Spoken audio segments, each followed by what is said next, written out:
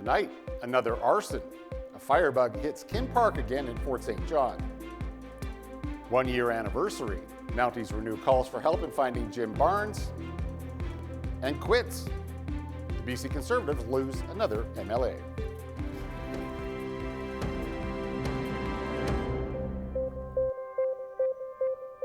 Well, good evening and thank you for joining us. We begin tonight with more vandalism in Kin Park over the weekend.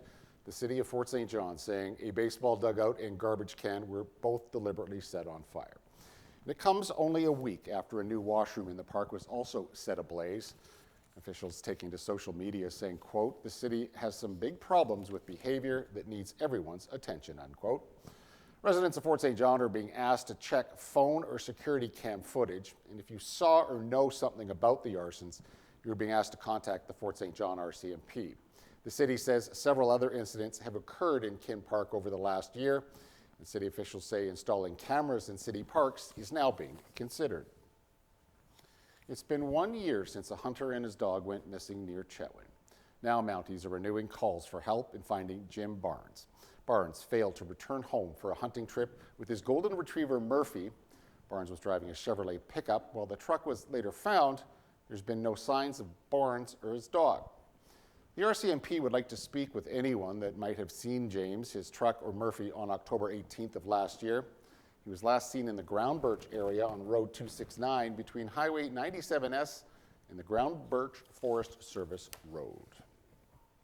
And the Fort St. John RCMP are asking for the public's help in finding a missing man. Mounties say Jesse Twain has not been seen since approximately October the 10th. Now, Twain was last spotted in Fort St. John. His family and police there have reason to be concerned for his well-being. The 29-year-old is being described as standing 5 feet 6 inches tall. He weighs 152 pounds and has short brown hair, brown eyes, and a beard. Twain has a number of tattoos and burn scars on both arms, hands, his ears, and his mouth. Anyone with any information on his whereabouts is being asked to contact the Fort St. John RCMP detachment. Well, the mayor of Mackenzie says her community is ready to work with the new owners of a former paper mill closed since 2021. Mayor Joan Atkinson says some 3,300 residents in her town have weathered their share of ups and downs.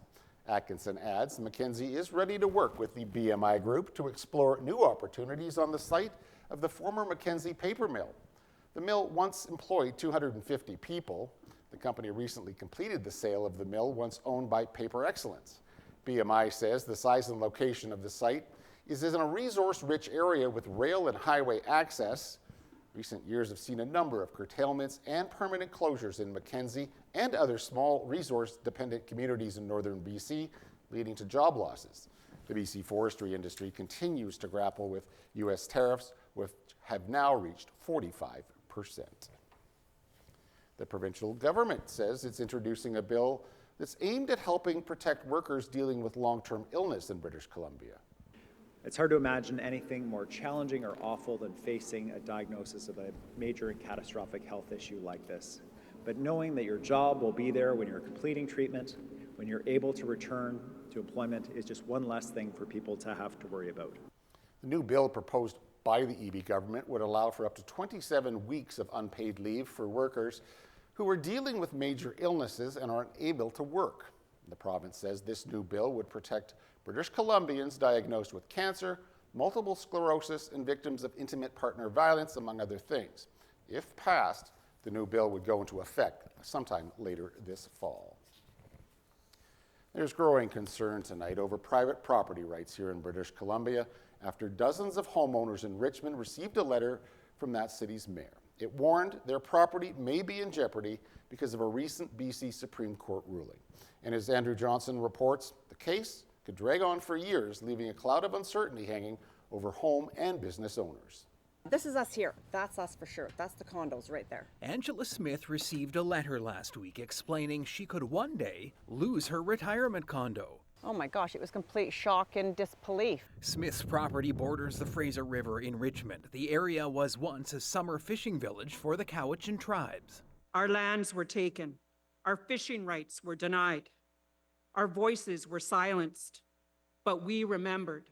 Following the longest trial in Canadian history, in August, the BC Supreme Court sided with the Cowichan in a lawsuit against the federal and provincial governments, the city, and 2 other First Nations. The ruling grants the Cowichan fishing rights and title to 7.5 square kilometers of land. My property that we owned, worked hard for our whole life to pay off and pay for, is now part of another property grab. We're opening a door to complete pandemonium, in my opinion. The letters warning property owners came from Richmond's mayor, who calls this one of the most consequential rulings in Canadian history. Potentially, it undermines the entire land title system that we have in this province and for much of Canada itself. The city and the province are appealing the ruling. The premier today said clarity for property owners is needed urgently. In the appeal, of course, we are arguing to defend those private property rights of those homeowners and for certainty to ensure that businesses can make the decisions to invest that they need to make. That certainty likely won't come anytime soon. The appeal could be caught up in the courts for years. There's more trouble for the BC Conservative Party. Penticton-Summerland MLA Amelia Boltby has announced she's quitting the party caucus and she's calling on leader John Roustad to resign. That makes 5 MLAs who have quit the party, pointing to Roustad as the reason. Boltby says she will sit as an independent and she'll also collaborate with former Conservative MLA Eleanor Sturco. Boltby says her decision came after Roustad told her that if she didn't like his leadership, she should, quote, get the F out, unquote. She says Roustad has a track record when it comes to women in the caucus. She says he has kicked out, driven out, or fired a number of females. Boltby adds she would consider returning to the BC Conservatives if Roustad stepped aside. Well, Albertans are in the final stretch of their municipal election tonight, with polls set to close in just under an hour. Voters across 19 cities, 105 towns, and dozens of villages and districts are choosing their next mayors and councillors. Key races are unfolding in Calgary and Edmonton. That's where political parties are appealing on ballots for the very first time. Last fall, the Alberta government banned the use of electronic vote tabulators, meaning results could take days to finalize. And a group petitioning to keep Alberta in Canada believes they have reached their goal of collecting signatures 8 days before the deadline. Now, 2 weeks ago, the Forever Canadian group said it had collected 230,000 signatures. It needs 291,000.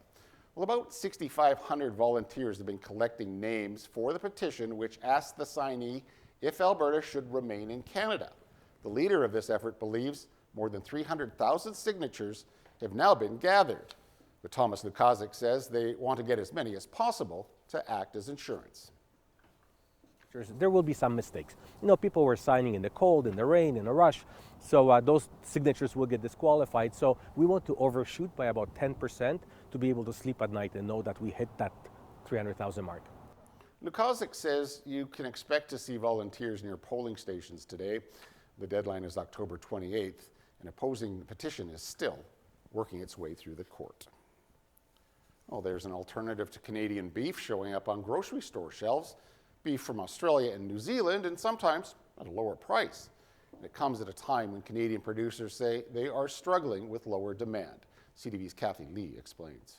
Dylan Biggs' family have been ranchers in this province since the 50s. He says the main factor driving up the cost of beef is the shrinking herd sizes. In 2016, we had 7 good years. We had more grass than we knew what to do with. We went through a drought right through to 2024, and so our cow herd has been cut in half. Smaller herds means higher prices because there isn't enough to meet the demand. Canadian government data shows the majority of imported beef still comes from the U.S., but between 2014 to 2024, the percentage of imported beef from the U.S. has decreased from 67% to 48%, while imported beef from all other countries, including Australia and New Zealand, has increased from 33% to 52%. Grocers want to keep traffic going to the meat counter. It's a very lucrative space for them, and so to keep consumers engaged, they have to offer something affordable. The rancher says the reason why beef from Australia and New Zealand is cheaper is because they don't have to deal with harsh winters, which means producing the meat is less expensive than the domestic option. Big says he expects the amount of imported beef to increase even more unless the size of herds in Canada are substantially increased, which would bring down the prices.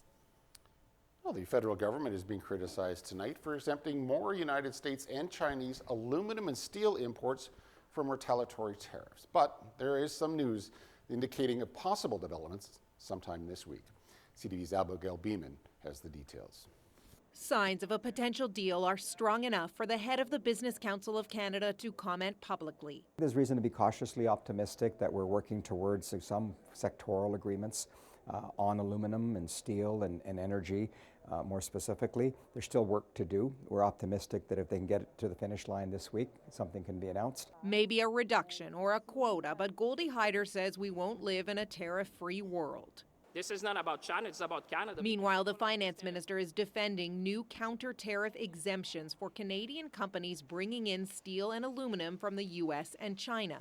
So you're talking about a very small group of very specific products that needed to enter Canada to maintain the supply chain. While the Canadian Steel Producers Association criticizes the exemptions for being too broad, Keenan Loomis represents Canadian steel fabricators and says the decision to exempt I-beams specifically is critical to about 500 Canadian businesses that work with the U.S. This is really, really impactful when it comes to projects where my guys are working on American projects and bringing in the steel, engineering it, fabricating it here in our shops here in Canada, and then sending it back to the U.S. The focus now, whether there will be a sectoral deal announced this week or during the Prime Minister's upcoming trip to Asia, where both he and the American president are expected to attend the APEC summit.